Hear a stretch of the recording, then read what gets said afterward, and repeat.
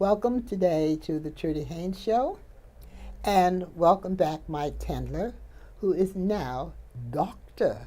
Mike Tindler, Thank you. the Yeah. man who knows all about your health insurance, the man you can call freely and find out what to do. So we're in the midst now of changing, Yes. and now you can start telling me what to do. Okay. Let's start with Obamacare Let's because start that with- still exists. It still exists. It hasn't been changed. No, there's been some changes. There's been some There's been changes. some changes. But let me put this way. Sure. It hasn't been eliminated No. as some people said it would be. Right. First, I want to clear something. Sure. Do we have another from this Senate, this president? Do we have one existing? No, it's being proposed, It's but being it's proposed. not in place right now. Okay. Obamacare is still the law of the land. Okay, whether we like it or not. Well, let me take a step back. There have been some changes, some good, some bad, and some meaningless.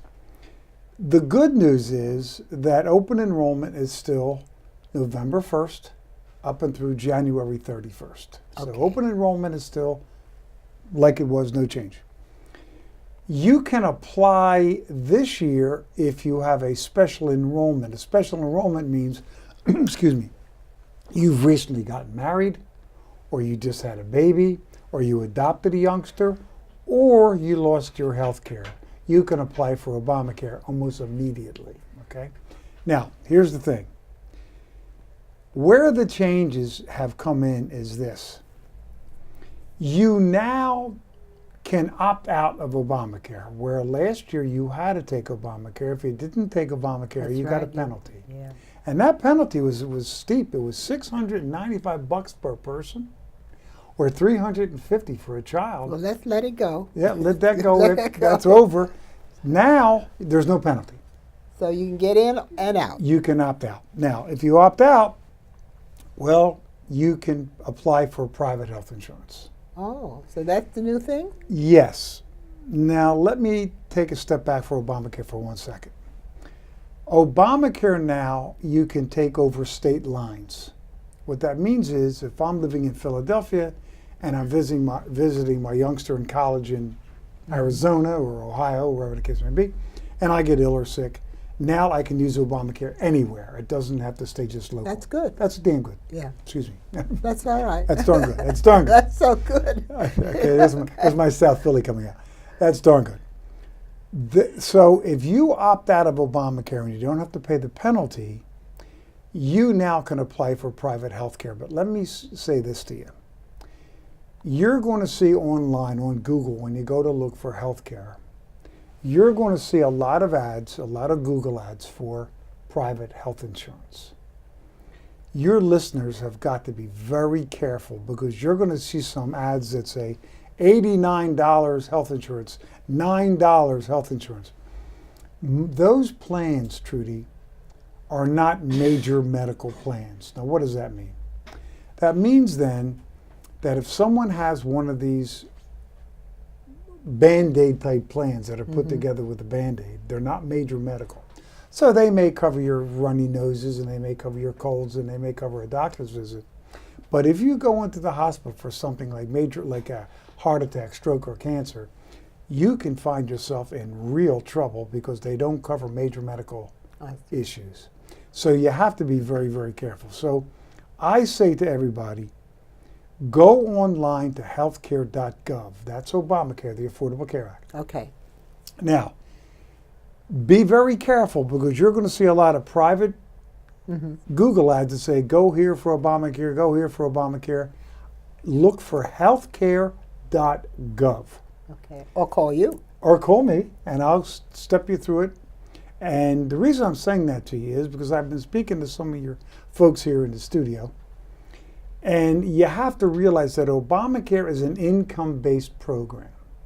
Okay? It's based on your income, family income, that your husband and your wife. You mean what you pay as a copay? What you earn for a living, your income. Yeah. Okay. Now, the thing is, Trudy, is this. Obamacare, Which will determine what you pay. which will determine what your premium is going to be. But the secret here is, It's gross adjusted income, Meaning? meaning that I am a contractor or an artist or a television studio executive, and my income is X, 50,000, 60,000, 100,000. But after my deductions, my expenses for travel, my expenses for my mortgage, and et cetera, my gross adjusted income is 30,000. That's what Obamacare's premium is based on, not the top line, but the gross adjusted income. And who makes that adjustment? You, the accountant. Or the accountant. accountant? Your accountant. Okay. Now, the other thing you got to understand is even though you had Obamacare this year, you still have to reapply come November 1st. You can get in or out, but you have to reapply if you already have it. You have to reapply. And you want to keep it. Yep, you have to reapply. Do you recommend that we keep it? I recommend that you go on healthcare.gov and you look at the differences of plans. For example, I'm going to give a perfect example. I spoke to a lady as recently as last week. I forget her occupation. I apologize, Trudy. I don't remember. But she made $35,000 a year, and she had a youngster. The youngster was 10, 11 years old. It was a little girl. And her gross adjusted income from $30,000 was brought down to $20,000. After expense, her expense. Right after her. Now she had travel and entertainment and a mortgage and whatever other business expenses. It's normal stuff. Her premium with the Geisinger plan, which is upstate Pennsylvania, her premium was zero, nothing, and her deductible was $1,000. That is a very, very competitive plan. And she was going to look elsewhere, and I said to her, get that out of your mind. Let's look at healthcare.gov. And it solved her problem. So I still think Obamacare still has a lot of merit. The changes in Obamacare have really affected the higher income folks and not so much the lower income folks. Oh, I guess somebody would like to hear that. Yeah. Now, low income is another story. But you have to be careful because if you get your income too low, below 13,000, I always say 16 to give you a little edge. Anything below 13,000, you go into Medicaid.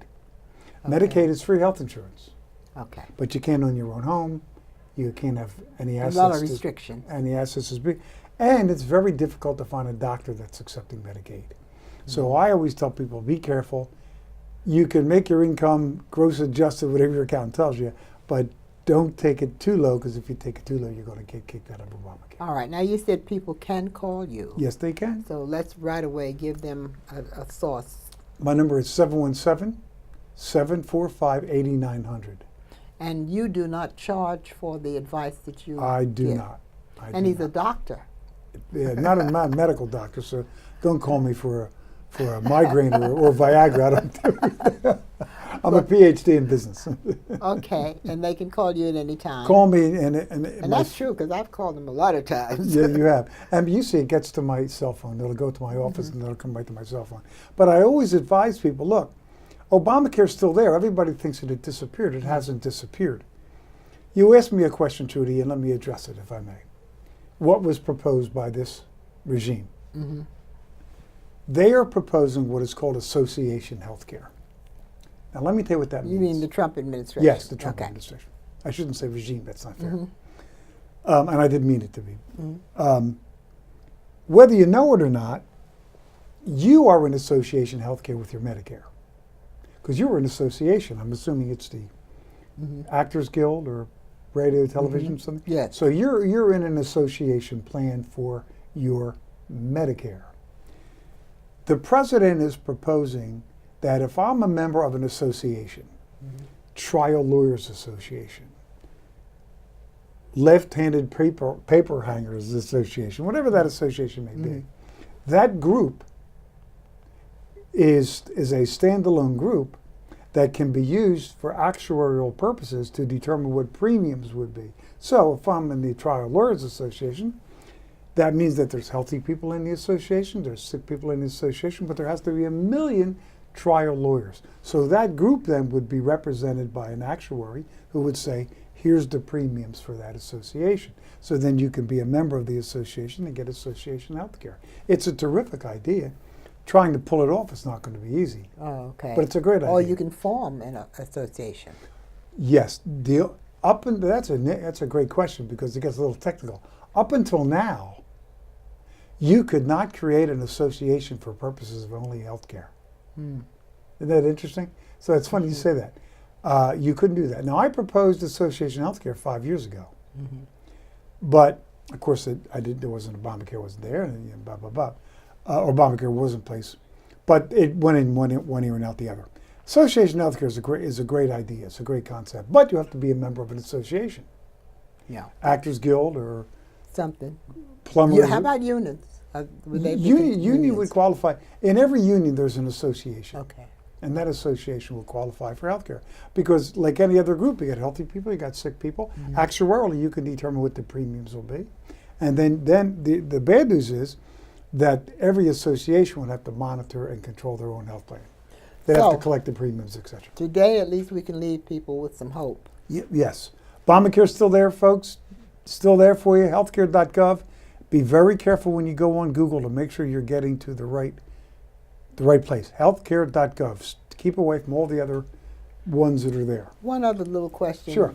This past year, a lot of these little places have sprung up which say that they can take care of you right away. Walk in and, Yes. and get Yes, take family care. center. Terrific. Terrific. Now, let me say this to you. They are springing up everywhere. So I noticed.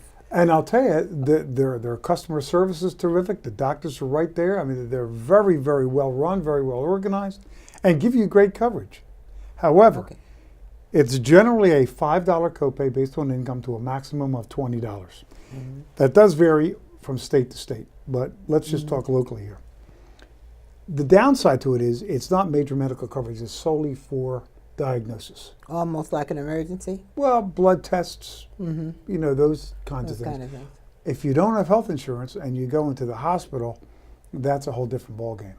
Now you're in a different situation because if you don't have health insurance, your bills can mount up very, very quickly. But you have some good news for us because there are things that people can do There are. if they fail to meet the requirements. Yeah. The good news, well, it's good news and bad news. The good news is that if someone elects to opt out of Obamacare, there's no penalty anymore.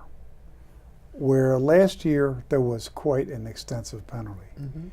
$695 per person and $350 per child to a maximum of $2,000. That's a lot of money. So now they can opt out. They don't have to take Obamacare. However, there are some options that they can now do. One of them is called short-term health care, a short-term health plan. A short-term health plan is generally for 3 months, 6 months, or 9 months coverage. Sometimes some plans will give you a year. So you can use short-term coverage until which time you elect either to go back into Obamacare or make a decision down the line. It's a Band-Aid. It's a Band-Aid.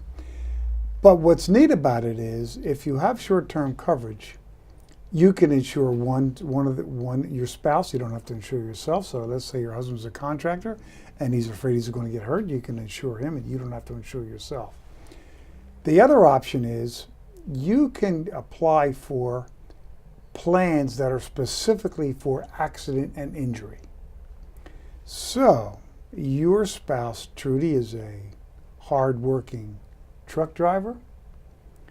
You're afraid he may slip off his truck in the ice and hurt himself. There's accident coverage that you can buy that's not that expensive. It will only cover accidents. And generally, what's good about it is it's a lump sum. Okay?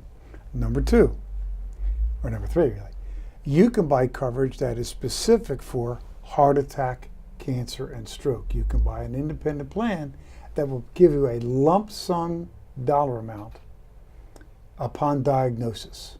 It can be $10,000, $20,000, $30,000, $50,000. So if you don't have any previous coverage. conditions, right? Yeah. And you have a heart attack, stroke, or cancer, and you have this plan, it will pay you a lump sum. Okay, which is Where better. do you get these?